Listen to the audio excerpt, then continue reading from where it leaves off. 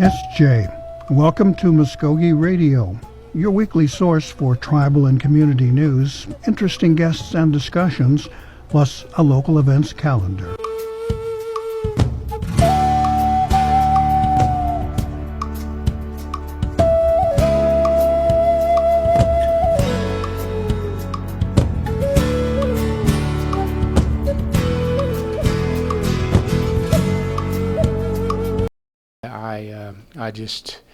I have such a love for my brothers and sisters out there, and it's just when the chief called with this, it was something that I knew that I wanted and needed to do. And kind of intimidating, though, to try and take on a job that's so important and it affects people. Yes, sir. Who are so important to it. Yes, sir. Yes, sir. But part of that training helped me being a pastor over these years and having congregations, the church that you deal with, and everything. But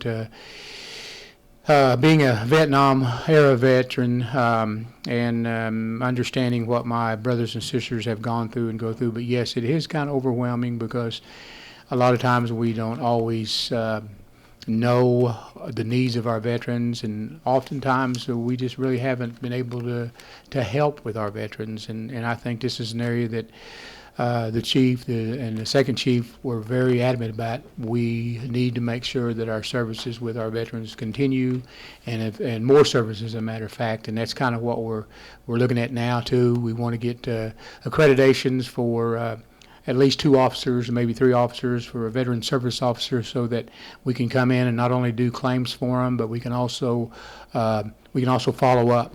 At the moment we can do claims for them, but we really can't get on the system and follow up. So we have a meeting with somebody from the Oklahoma Department of Veterans Affairs Friday morning, 9 o'clock, to see how soon we can start this accreditation so we can service our veterans in the area.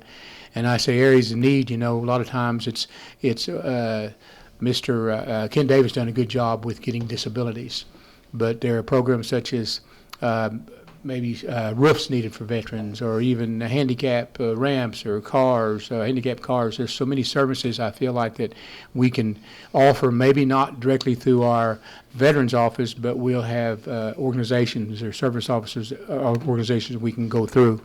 And that's going to be one of our first goals, is just see how we can develop more programs for our veterans. Well, maybe we should start there.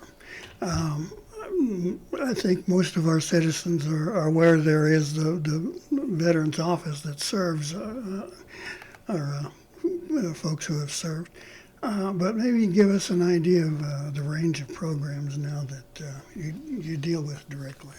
Directly right now, again, we're still doing some benefit packages. When I say that, some disability, some veteran widows, their benefits for them. We're helping with some of the funeral arrangements for the veterans. We're working. We've already had conversation the last week and a half with reintegration to go hand in hand with them with their program for homeless veterans. And also with housing, they have a program for homeless veterans. One of the biggest things right now, I think, is our homeless veterans, and not really in the past, not really understanding where we can go for help for them. We're as I said, within the next couple of weeks, we'll be sitting down with some of our organizations within our own tribal nation to see how we can work hand in hand. Saying that, there's another step with social services too. I think that social services have been very helpful to our veterans, but I think we just need to work more hand in hand with them in helping. I'm happy to say our tax commission, I talked with them a couple of days ago, and we were trying to get kind of an ideal of how many veterans we have, because we really don't know. And I received a report yesterday afternoon. I haven't had a chance to look at it this morning yet, but of actually how many veterans that have tags. So that's going to be interesting. We'll be reaching out to citizenship to see how many citizens they can show to us that are veterans, and that will help us. That'll help us not only reaching out for programs and grants for our veterans, but an example is the Veteran Cemetery.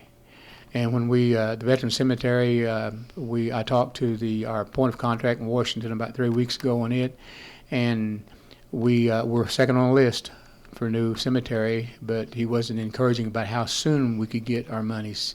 However, he noted that we only showed like 7,000 veterans total, and we cover a 10-state area, our 10-county area. And I asked him if, since it is a veterans cemetery, we are open to veterans, if we could include all the other veterans.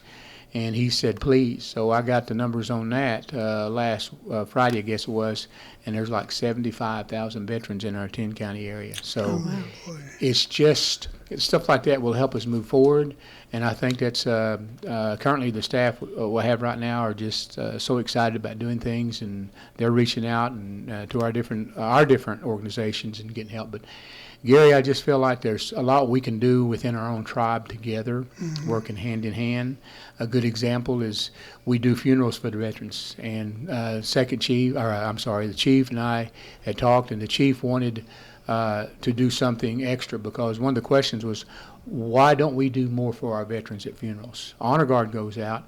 I have attended almost every one of the veterans' funerals the last year or so, because as chaplain. But in seeing that, there seemed to be a niche there that we need to fill. So this week, yesterday, we started a new program where we issue a certificate of appreciation for our veterans, and we present it to the family. It's signed by the chief. It's got our seal on it, and it's got also the veteran seal on it. And then he also wanted a card that is signed by chief and second chief and the staff. So just those little things, I think, to make our veterans know that we appreciate them and know they're not forgotten. The biggest goal here is for us to remind them that they're not forgotten. Well, let me ask you, I think, a more basic question. First of all, we often hear that the phrase "veterans" tossed around and discussed, but how is a veteran defined? Well, that's a good question. In my definition, a veteran is somebody who sacrificed their time, their 2 years, 4 years, 7 years, or of their life to give back to the safe and well-being of our country. That's the 7 years or 4 years or 2 years or 30 years, whatever it may be, that they would not be, that they cannot get back. But it's just the unselfishness part of a veteran. A veteran is called to do what he needs to do when he needs to do it. And I think all veterans, even now, even the older ones, if they were called, if there was an invasion here, if they were called, I feel like everyone would grab a gun and defend their country. It's our responsibility to make sure you're safe, and we'll do everything in our ability to make sure that you are. And likewise, I think we ought to do. I think I don't have it in front of me now, but there's a saying that Ken Davis put over the front of the building about how when they were young, they watched over us, and now that they're old, we need to watch over them. I'm paraphrasing it, but I think that's where we're I've at seen now. that. Yeah. It's a very touching piece. Now, let me take that one step further now. Could a veteran be defined as anyone who has served, who has been in uniform? Yes. Okay. Yes. And yes. This is a bit awkward, but not necessarily having to go through combat. Yes. Okay. Yes, absolutely. A veteran is one who served their time. We have a lot of veterans that served in peacetime. Mm-hmm. We have a lot of veterans that even the Vietnam War weren't called to Vietnam. Mm-hmm. They served here. They served in the other bases we have around the world. But yeah, a veteran is one who served. The ones who served in combat.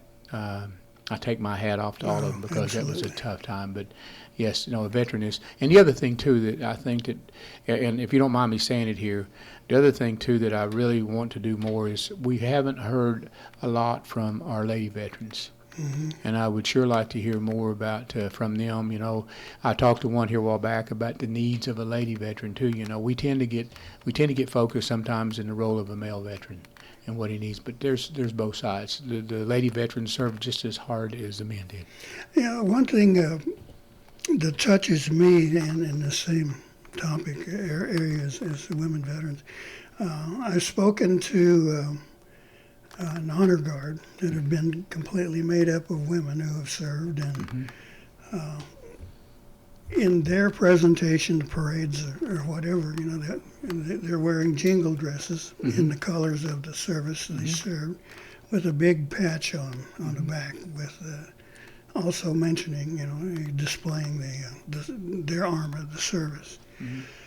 I found that incredibly touching. Yes. Like, my gosh, that's right. Yes. These women, and of course we had women who we've lost in combat. Yes. Yes to us. And can you foresee something like that happening here, like local women perhaps forming some sort of special? I've been surprised that I know there was some lady veterans on our honor guard. Of course, the honor guard is a volunteer group, and I don't. I'm surprised that there hasn't been more involvement with our lady veterans in that. I know the honor guard has reached out to them, about coming. One of the things, and speaking of what you're talking about, the ceremonies, I'm going to visit a ceremony where they honor their veterans a little bit different than we do, and they do it with a dance. And though I know that wasn't our tradition, I was talking to the chief and second chief sometime back about at our next Veterans Day, which we can't do anything this year because it's just too short a notice to do anything. I would like to invite one of our other tribes to do that and just honor our veterans in that way too. I've been to ceremonies to where they've given the veteran an eagle feather and things like that, just honoring them. But yes, I've seen what you're talking about, Gary, and I think it's beautiful.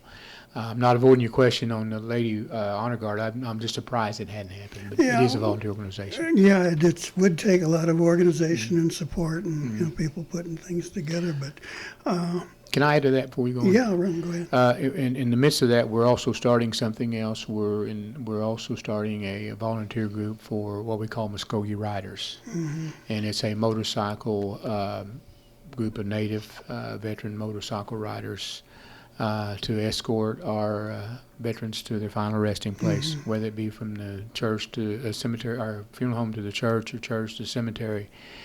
And I witnessed one of these several years ago. One of our veterans, who was a highly decorated Vietnam veteran, we left downtown Okmulgee here, and at the time, this is kind of a play off of what they call a Patriot Guard. That's what they do. And they escorted him to Fort Gibson Cemetery, and there was about 30 motorcycles, all vets. And you talk about raising the chill and just giving you goosebumps when you see them giving that last respect to that veteran for all they've done, that last final mile, going that last mile with them. So we started a meeting. We got another meeting Saturday out at PRC at 10 o'clock, and it's open to obviously to Native veteran motorcycle riders, but any Native that rides a motorcycle that has the same respect that we do for our veterans is welcome. We already have like 3 ladies that are going to be part of that group. But it's I'm looking so forward to that, and it's something that this administration's chief and second chief has given their full endorsement on. I mean, and even the council. So right. Now, you mentioned inviting a group from another tribe to come in. Yes, sir. Immediately, what came to my mind was the Black Legion Society of the Kiowas. That might be a way to go. They're all warriors, and I think most of them have been in combat. And a couple of friends of mine are members. Yeah. Okay, well, I should be looking for some ideals, because that's going to be something that's going to be new to me, and I'd like to talk to you more about that when we get a chance. But next year, of course, I would like to see us have a something to further not only honor our veterans, but also the goal is to have tables set up from different service organizations there. So not only can the vet come and we show appreciation through a barbecue meal, or something, but they can go to a table of one of the service organizations and get their question answered. I talked with a organization here just not very long ago that they actually set up tables to where the veteran can come in, apply for his disability, show his DD-214 and all he needs. There's a doctor there that can examine him, and the fourth table is actually to approve him or disapprove him for his disability. That's the kind of things we need to do for our veterans. The common remark I get sometimes is there's just not any help for the veterans. And I don't mean, I'm not talking about here. I'm not talking about a tribe. I'm just talking about across the board. Even when they go to the VA office, I mean, VA hospital, they feel alone, Yeah. and we don't want to make them feel alone. We want to be able to open our doors up.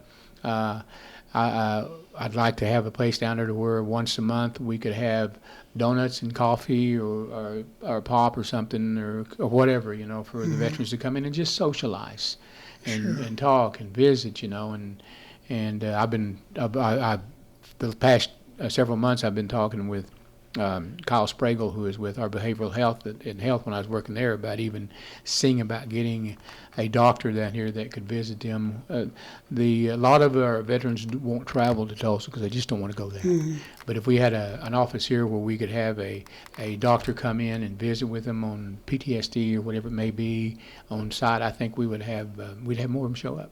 There is that a coffee shop in Tulsa. I forget. Coffee Bunker. Yeah. Yes. So that might check with those folks, maybe to give you some ideas. Yes, something like that. they've already volunteered to come down and visit with us. And adding to that too, one of the steps that we're going to do, Gary, in the next month is we're going to reach out to the other tribal veteran organizations. Excuse me, and try to meet with them and see if they will assist us on what they've done, see what programs they had, what they had to go through, and just make it maybe faster and easier for us to go on. Are there any recurring questions that our veterans are coming forward with? Like what kind of help? I know you've only been there a short time, but you might be aware of, housing is the biggest thing they need, or is it medical care? The short time I've been there, it's been housing. Okay. And the short time I've been there is just trying to find a way to house our homeless veterans. Mm-hmm. Now, the next thing I probably wanted to maybe break the ice on is medical care in the hospitals. There have been some stories in the last few years of what amounts to scandals in those places. People inadvertently losing their lives due to negligence, or somebody had their finger in the till and depleted the program or something like that, or they can't get in because there's so many requests, or that perhaps someone had not fully completed a treatment on someone. And I think it has raised some distrust, I believe, of the VA system. So is that something you're going to take on? I mean, convince people that this is a place where you can learn to trust and rely. You're talking about our VA office, not the VA hospitals, right? Well, no, I'm talking hospitals. Okay. No, your hospital. The hospitals, I really can't speak for, Gary, because I just don't really know. But I have heard what you're talking about, and again, but to answer your question, on the other side is yes, I would like for it to be able to where our veterans will trust, to be able to come in with us. I will say this: our own. Mr. Sean Terry and his staff in the hospital has been doing things to reach out more to the veterans. Okay. And, I'm one of the things we had talked about maybe was just seeing how much more we could help our veterans. So I do know, I give an applause to Mr. Terry because he's already thinking about something along this line. Yeah, I know Sean. He's quite dedicated to what he does. Yes, he is. Well, He's a blessing. Sir? He's a blessing. Yeah. Last time I saw him, I think was on a firing range. We were doing. Really? I didn't know he could shoot. I'm glad you told me that. They carry concealed permits. Yeah. Might be want to be real careful around him. Yeah, keep him in front of me all the time is what you're saying. Yeah, Okay, yes, sir. I'll do that. I think he carries a small caliber, but that'll do the job. Now, the last few minutes here now. Let's get a feel for where you'd like to go. If you've got some new policy direction, perhaps, or things you want to reinforce, or perhaps even something you'd like to discontinue. So what's your future look like? Well, being there the short time I have, I really can't fully answer that, other than the fact that one of the things that I really am going to be adamant about is that we do get accreditation as our service officers, because the majority of calls I've gotten the last few days is needing to follow up on one of their service disabilities or file one. And while we can do the paperwork here, again, once we do the paperwork, we're kind of out of the loop. And I'd like for us to be able to certify it so that we could follow it all the way through. And even right now, I had a request from one of our veterans if we could do representation with him. Well, we really can't now because we're not accredited. So I think that's probably the top priority right now, Gary, is to get accredited. Okay. Will you be expanding your staff or anything? Are there any like federal grants coming along that will allow you to do a lot more? We just had a discussion about that this morning, and yes, we are going to be looking at federal grants. They haven't in the past. We are going to be, and hopefully with that with that program there'll be an expansion on the federal grants. But at the moment, I can't really truthfully answer that question because I haven't had a chance to sit down and see what grants are available. I do know that in the past that and I might mention this too. One of our greatest assets out there has been Mary Cully, and she's a Creek citizen, but she will from time to time send these available grant applications. So, but yes, we're going to be looking at grants, and I told the staff this morning, I hope we get so big that we have to have more people to be able to take care of veterans. Oh, that's wonderful. Wish you the best, and we thank you. We'll do what we can to help you out. So if you got something coming up, let us know. I appreciate it. I appreciate you letting me spend the time, and because it is all about our vets. All right. Well, we're going to wrap this up here, but if there was a final word or message that you might want to leave with Mvskoke veterans or even citizens about your office, what would you like to share about? I would like to say, whatever you're in, you're not by yourself. Don't fight it alone. Let us fight it with you. I do. Okay, well, we're going to close it up, and we'll be moving on. So thank you, Mr. Grover Wynn, for coming in. We appreciate you being with us. Now, we're going to take a pause here, and we'll be back with our editorial crew, and we'll talk about us. So it's no ego thing, so please stay with us. Hello everyone, I'm Angela King with the Stroke Prevention Program. With the support of the Southern Plains Tribal Health Board and Mvskoke Nation, we want to help Native Americans in our community lower their risk for stroke and heart disease. 80% of strokes are preventable just by reducing health-related risk factors. If you are interested in how to reduce your risks, please contact me at 539-299-1530. Again, that number is 539-299-1530. Okay, we're back with here on Mvskoke Radio here on the Brew. Sitting in with us now is Liz Gray, and I've roped our Morgan Taylor into sitting with us. And Gary can never remember my name. I know. It's amazing what you can't remember when you get old. I mean, sometimes I can't even remember silly things. Like, this is Mvskoke what? Yeah. Mvskoke what? Yeah. Okay, and we're going to chat a little bit about what we've kind of been through and what we're looking at covering. With the passage of the Freedom of the Press constitutional amendment, that kind of put a heavy load on our shoulders into doing the job that we're actually still doing, but we can be blamed for it, so to speak. Now, have you got any thoughts, first of all, Liz, on what that amendment did for us? What that amendment did for us is really opened it up. You know, we kind of are opened up to what we should have, or what we could have been doing in the first place, you know, which is true blue journalism, you know, getting out there and getting information and truth, and holding people that make these big decisions accountable, and that's kind of what it has given to us, is just that an actual freedom to do our jobs as reporters, as journalists, to do the stories that, you know, previously we would have had to really think about the repercussions of it, or like what happens if we're repealed and we get put back underneath the executive branch. after Or- we've done stories or about fired, yeah, or fired, like that. And that's kind of like where we were sitting at, was like, we didn't want to push too much. We didn't want to do too heavy of a subject, but now that's not the case. Now it's not so, oh, what about this? What, if you do this, it's the repercussions, because if this happens, then what are we going to do? And we're putting ourselves at risk. And I hear my mic kind of. No, I think it might be your phone. Is it my phone? My phone? Here. There we go. Is that, no? I don't Well, know. we'll Anyway, we'll deal with it. we'll roll on. So the show must go on, kind of thing. So yeah, I mean, it is like, I think for me, as editor, I've been kind of putting some stories together as well. And my big thing is just digging in.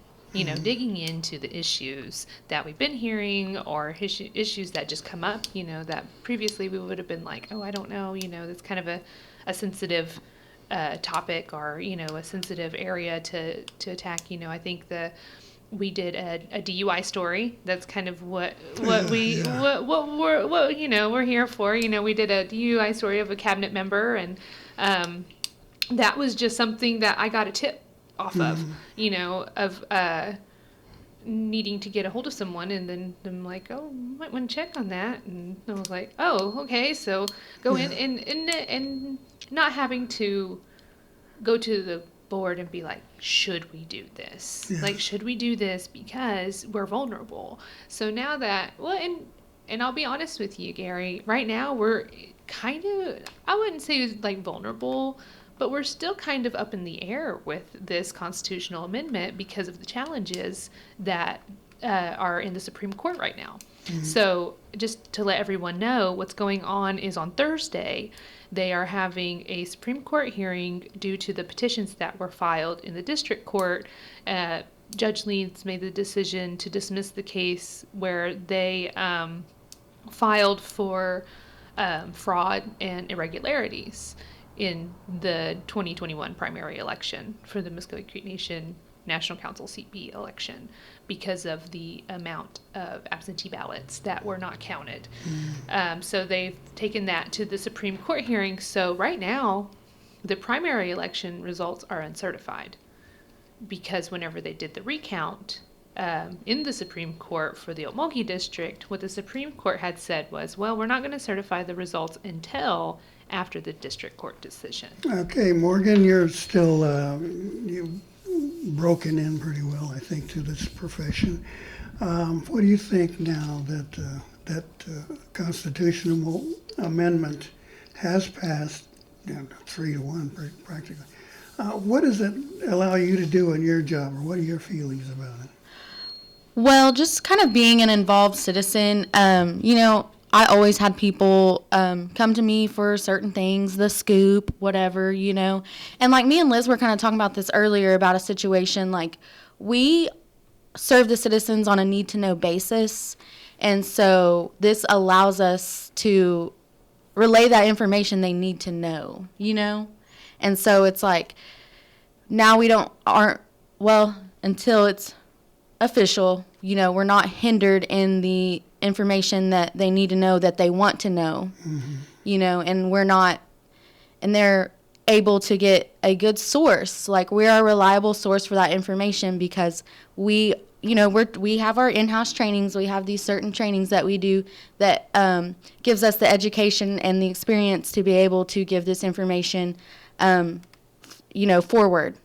And so for me, it's like, coming into this, I've been here since March of 2020, and COVID hit, and it was a lot of, COVID-related stories. And then when it comes to that, there was health. There was stuff you can't say about health. There was stuff, you can't get this angle. You got to get, a really basic story. And so, like that digging in that Liz was talking about, that was kind of limited, digging into stuff.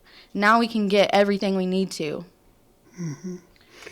Now, the responsibility part is one thing that I strive to get across to our listeners, our readers, our viewers. that we're not doing this just to get even with a lot of folks who Right. made us angry, to put it mildly. The idea is that we have to do these stories because they are people of prominence, people in a governing situation. I guess what I'm trying to say, it doesn't make us happy to have to do the DWI. Right. You have to be very unbothered. You know what I mean? Like, you can't let something persuade you. And you may like that person and you may know that person, but if they did something that you think people need to know, or people come to you or they're like, this guy's, we don't know where he is. Yeah. Well, we'll figure it out, Right, that and perhaps the political stories. Right now, I don't recall an election any time that has not been uncontested in any sort of Right. way. Yeah, and I think that, so for us in our coverage, like Morgan was saying, we don't want to have to do the DUI stories. We don't want to have to, but, if someone is holding a very high position, their character is open for public scrutiny.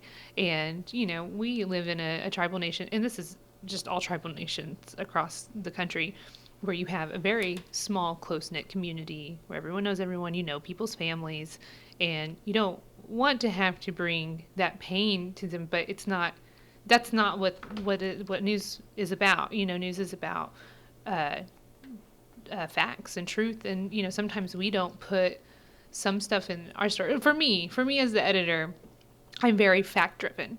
I don't like to really embellish any stories. I just kind of go straight for, this is the information that we've been provided. This is what this person said, verbatim. And so it's not anything that I'm trying to be like, oh, well, what about this? Sometimes in news, whenever you are covering stuff, things get so wacky that you do almost like not even want to become a conspiracy theorist, but it's like you think for a moment, like, there's no way that this is a conspiracy, but that thought goes there, and then you're like, okay, anyway, like, that's just, no, let's go. It's almost like you have to go out and prove your conspiracy theory wrong, and so that's where, what we're in right now is just fact-driven news. Right. Perhaps one example of what we have to deal with is the criticism, and people still believe that we're being censored by somebody's cousin or an uncle. I've even seen a few remarks that this program was being censored and edited. And no, it isn't. Those are usually to my own personal mechanical fumble. And I did not grow up with a computer as a kid, but now the world runs by computers. I'm playing catch up. But as we spoke in the first segment here, we did make mention of the transition from one director to another, but details weren't necessary. I mean, we didn't go any further than, he's dealing with personal problems. And, Right, yeah. There are ways to do that. And had there been something deeper involved that touched on the work he was doing, I mean, or perhaps with a group of veterans or something, then we would have had to go into it.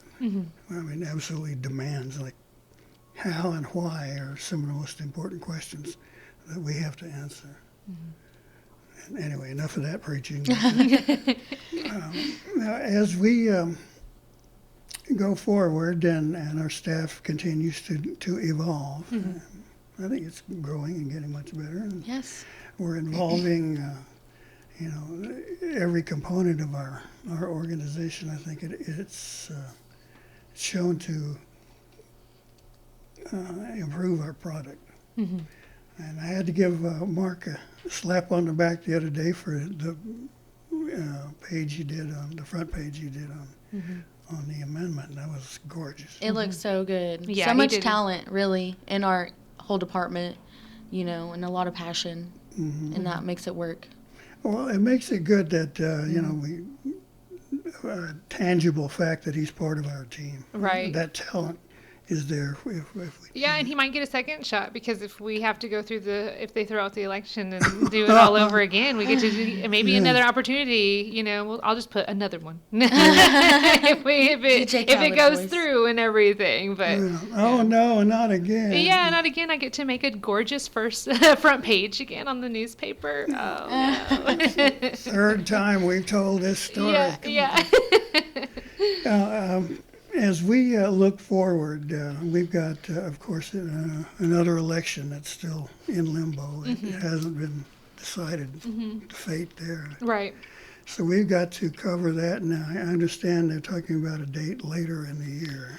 Yeah, so I'm working on this story right now. They had an emergency session with the National Council of changing some of the election code, which passed, I think it was like 9-4 and 2 abstain.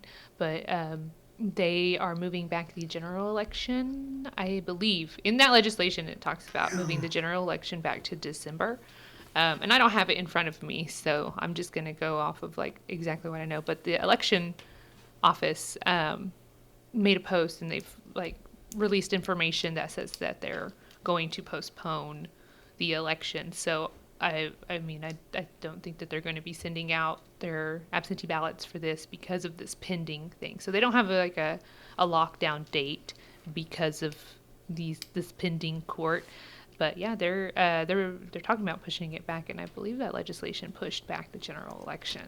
So it's which kind of puts it in a weird position because it is December, and like the primary election was September 18th, and we are in October 20th right now, and we're just now getting to the Supreme Court, and that's kind of scary for me just observing it. Is that what if there are challenges within the next election?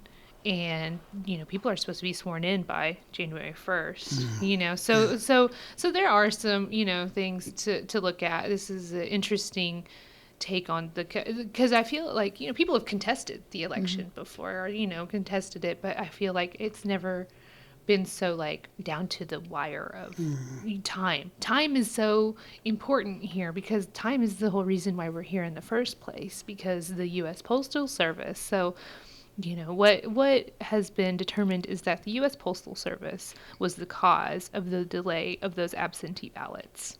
And so that's something that is, and Judge Lead said that that's out of anyone's control at the Mvskoke Creek Nation, really.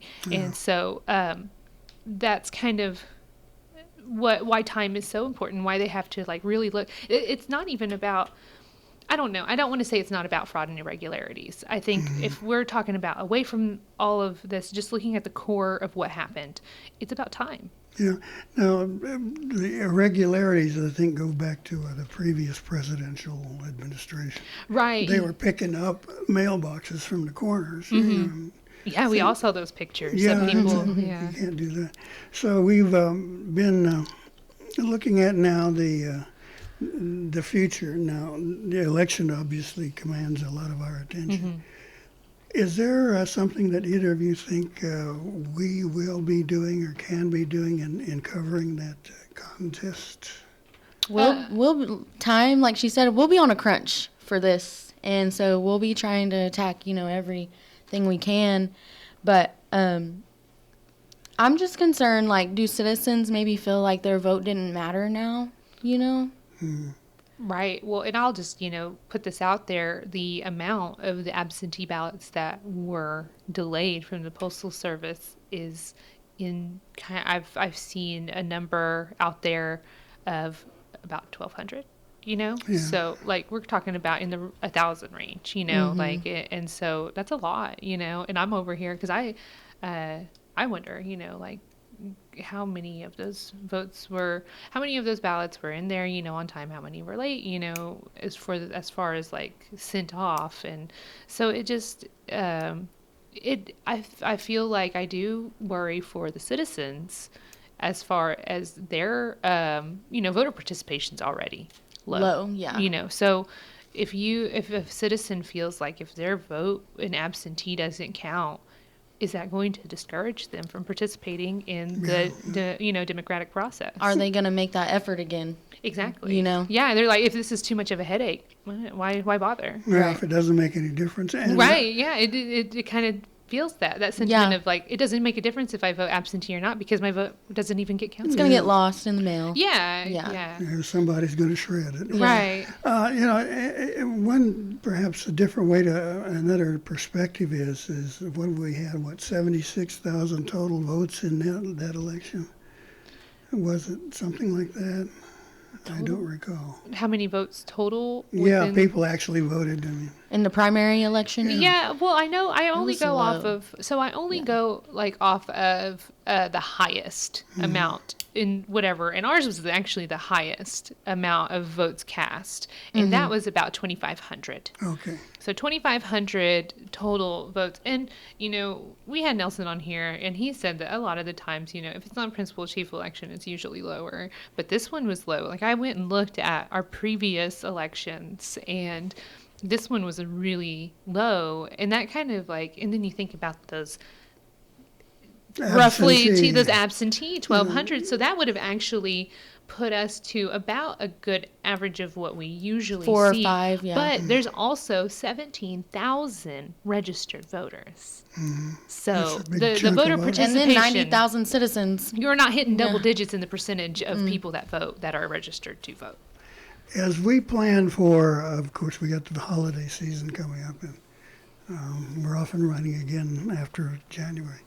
Are there any areas or topics or things that you're planning on as the editor, saying, well, we're going to have to cover this, this, and this?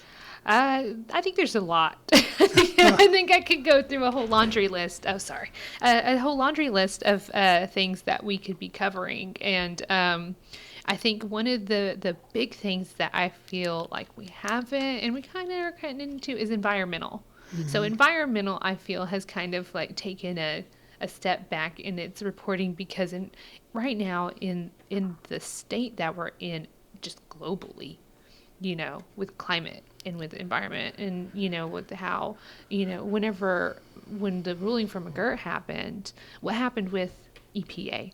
EPA said, okay, yeah, that happened, but the state's still in control of these because of oil and gas, of that control of native land. And so that's kind of something that the McGirt stuff that we never got to cover, in that time because we were kind of hemmed up with it. And that was before I was even here, but I had known that there wasn't coverage of some of these issues that were related to McGirt.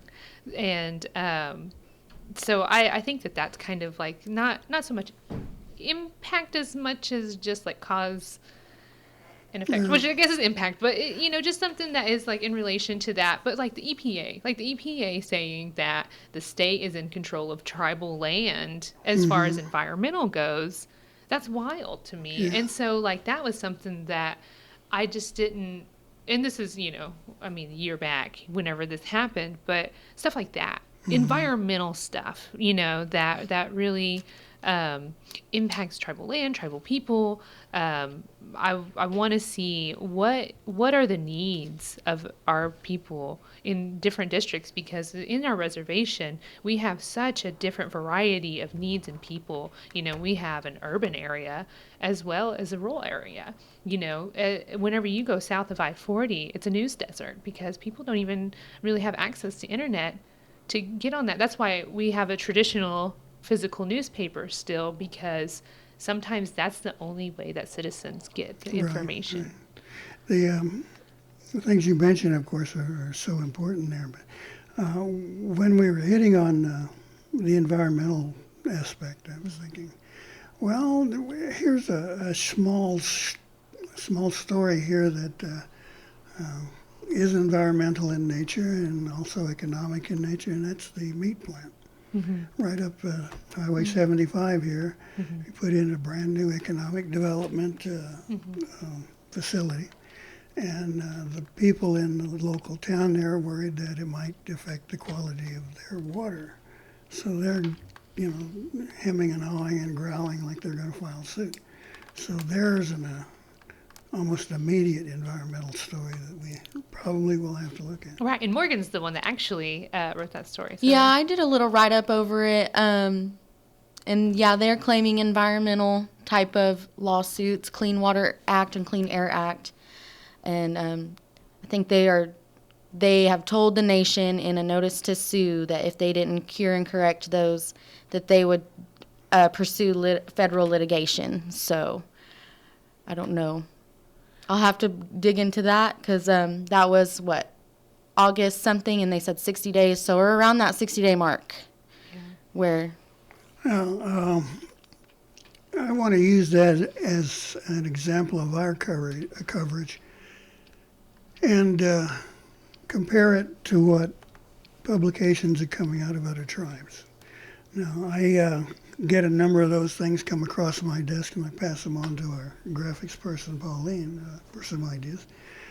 But it still strikes me as at least half of Native journalism is kind of the community billboard thing, which is okay. I mean, you need to do that. But in going through all those papers, I failed to see any investigative pieces. Like, Right. it was all, what a wonderful world we live in, and here's a new grant, and little Joey just made the football team at Wasamatu, things like that. And thinking, I'm proud to be working for a paper that will ask questions of our leadership and probe and call on our citizenship to support us. Right. And, and it's nothing personal on No, our it part. It's, News we're- is news. And we do have some of that. Yeah, We do. well, yeah. and it's not Yeah, even yeah. so much personal as like we're approaching it, especially for us, we're approaching it sometimes as citizens, like we're not asking it because we want to ask it. We're asking it because I get a phone call from a citizen worried about something, and I'm like, okay, let me look into it. Prior to any kind of freedom of press, I would have been like, yeah, we've been hearing about that, but I can't do anything because, Exactly. because of the limitations that we have of who our boss is. And sometimes self-limitations. Because Yeah. we're looking at, if I do this story, I get fired. Yeah. And we yeah. got families to feed. Yeah, exactly. and that is exactly is that, you don't want to like push too much whenever you're vulnerable in a position because, again, it's your livelihood. Perhaps a more concise way of saying that, sticking your neck out. Yeah, yes, that's it. It has felt like that of just doing sometimes simple stories. Right. But it feels good, when we can deal with those situations and we get some sort of compliment from our citizenship saying, oh, I'm glad you did that. I feel like mostly they've been very supportive, and since Freedom of Press, we've put out a couple stories like that meat plant story, and it got a super support. People were like, thank you for the information, and it's like, that feels good. Yeah. Yeah. And as far as the community bulletin board, that is an important segment. But I don't want it to be the entirety of what we do. Right, I yeah. mean, it's fine to see that, 6 kids graduated from kindergarten. That's great. That's part of our community. Right. That's the human part. But then that's what they call bad media, because then we're covering up all the important stuff Yeah. with just the light, Right. It's Yeah. like you have to find a good balance. You're damned if you do, damned if you don't. Well, damn the torpedoes. Well, and I was looking at our paper kind of back in the day, and it was like that. It's evolved so much with over time of the community calendars and stuff, and the feature stories. Our feature stories have actually become more in depth and Yes. more visual, or more putting our citizens out in the forefront and celebrating them. I think that's kind of like the root of the newsletter, quote, Right, right. air quote aspect of it, and also incorporating real news. And so, we float back and forth to it. We might put a feature on the front page and then on top of like a news story, like a hard news story. So it just all depends. And I like that mix. I like that mix because you Absolutely. kind of need it, because you don't want to constantly hit people with the hard news, because it gets to be difficult. I know that there's Yes. some news stories that, even just personally are hard for me, to read. And that's just like the child abuse, type stories like that. Those are hard for me to read. And, I wouldn't want to fill a paper with a lot of violence and that kind It of would be stuff. so easy to do. Yeah, and it Like could. I'm on the mailing list from the U.S. Attorney's Office, and I swear every other release that they send out has this thing resulting from McGurk. Some guy is, beat his wife up or Yeah. dealing drugs. A And native person's or a native child. exactly Yeah. right. Yeah, Yeah, from the Indian territory. I was like, good Lord. Yeah, the running joke is that it's Henrietta Man. There's always a Hey, Henrietta there's Man. always There's one. always a Henrietta Man. And my dad's a Henrietta man. Pauline's dad's a Henrietta man. Like, we got them everywhere. We don't know. And that's the kind of inside joke here in the newsroom. It's like, oh, those Henrietta Men. Yeah. No, don't ever go to Henrietta. I live there. Oh, Josh, are you home? Oh, well, that's kind of the good and the bad of what we got now. As another step in the direction of the community bulletin board is, people want to know. Even I call it the nosy factor. Yep. Yeah, what's going on? There's somebody's little girl won this incredible honor. Great, fine. Or she's a spelling bee champion. Some guy won his fencing team's trophy or whatever it was. Or the blood bank donor kind of thing. Yeah. That's always good. That's a living part of our community. That's one reason I write the Emma Benai column, is throw a little humor in there. Just people are nosy, and if I can give them something in the news vein that is funny or Yeah. satisfies that Yeah, need for nose. it's a break. It's a break from like the serious, or even just like the sunshine rainbow of feature stories sometimes, or like the community calendar aspect to it of like, look at all this good news, quote unquote good news, and then look at this hard news. But then there's that break of humor in there, that I think that we bring there. I think that separates us out a little Yes, bit. yes. Yeah, like we got the- a good mix of Yeah. stuff. The chief was fed Creadilla when he went down to the farm in Hannah. Oh. You know what Creadilla is? No. Have you ever heard of, what do they call them? Anyway, it comes down to being like the testicles of the animal. Oh, like calf fries? That's what I was looking for. Yeah. Oh goodness. Yeah. Never had them. But see, it's funny. I mean, Yeah, yeah. And it was great. Yeah. Okay, well, I'll tell you what, let's knock out these announcements real quick. and Before we'll we get- start with these announcements, though, Gary, I do want to make an announcement for us. Let me see real quick. So our November 1st edition for the newspaper is going to be our Veterans edition. So it's nice that Grover was here. I just want to say that Mvskoke News, they're taking submissions for veterans. If you email the following to info@mvskokemedia.com, and that's MVSKOKE, the name, branch, years served, a 150-word bio, and one high-resolution photo. And the due date for that is on the 22nd. So that's this Friday. So we're taking them in, and if you were on it last year, we're going to make a post today on Facebook, I believe. And so, like, if anyone on there wants to be put back in there, if you just like drop a comment of the name, and then I can verify that we have that information. So we're going to kind of go through that way, because we did have a lot of submissions last year, and we've only have like a few this year as of right now. So that's why I'm just going to put the call out to all our Sure, Mvskoke yes, veterans. Good idea.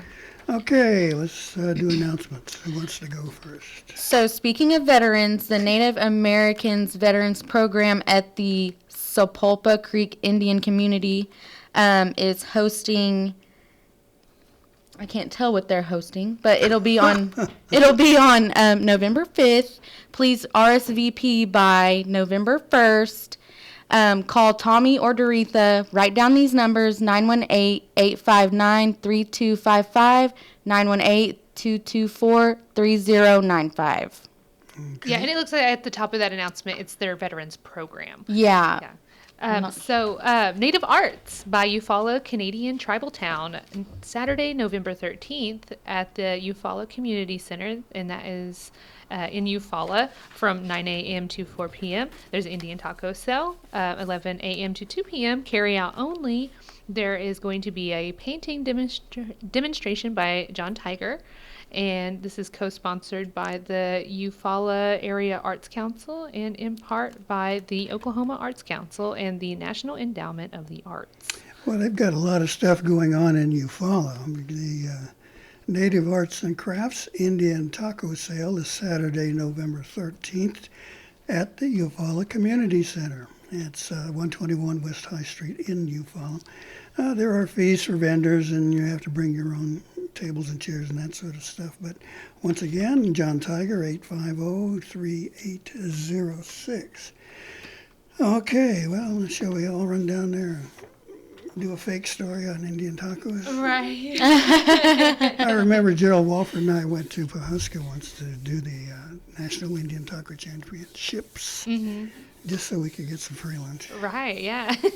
That's a perk. That's a perk of it. Yeah. Occasionally we Greasy did. fried bread. Greasy Yeah, we talked to that guy during the premiere at the Circle. remember? Yeah. Circle. Dinjati. Yeah, Sinjati, Sinjati, yeah. And I've issued an invitation to him to come onto this program. Oh, so nice. Yeah. hopefully he'll get back to me and say, hey, I can do that. Yeah. Fingers crossed. Although I have to admit I'm not exactly a fan of that music, but we'll get somebody who is to do it. Okay, any last words in the last 30 seconds we have here? Everybody have a good day. Yeah. That'll Yeah, do. there you go. We will be, of course, back next week, and we're going to try and catch up with a few other stories that's important and some seasonal material that's coming up soon. So please stay with us next week here on KOKL 1240thebrew.com, 106.3 FM, 1240 AM. Until then, this is Gary Fife saying, Mado Mabo Hedgetskin.